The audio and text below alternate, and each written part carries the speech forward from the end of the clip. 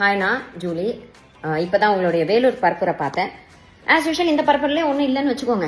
இந்த ஜல்லிக்கட்டு காளையை பற்றின ஒரு குட்டி ஸ்டோரி ஒன்று சொல்லியிருந்தீங்கன்னா அதை கேட்டதுக்கப்புறம் என்னால் பேசாமல் இருக்க முடியல. ஜூலி தான் ஜல்லிக்கட்டுக்கு பர்மிஷன் வாங்கி கொடுத்த மாதிரியும் இவங்க தான் வந்துட்டு போராடின மாதிரியும் பேசிட்டு இருக்காங்க. போராட்டத்தில் எத்தனை பேர் போனாங்க? அவங்களாம் இந்த மாதிரி பேசவே கிடையாது. எது இவங்க சொல்லி தான் பர்மிஷன் வாங்கி கொடுத்த மாதிரி இந்த இது பேசிட்டு இருக்காங்க. ஓகே, இதுக்கெல்லாம் போராடுற நீங்க எனக்கு வந்துட்டு ஒயின் ஷாப்லாம் வேணாம் அப்படின்ட்டு ஏன் மக்களை கூட்டிட்டு போயிட்டு நீங்க ஏன் போராட மாட்டேங்கிறீங்க? இந்த நாட்டுல எவ்வளவு பிரச்சனை நடக்குது, அதுக்கெல்லாம் நீங்க குரல் கொடுக்கவே இல்லை.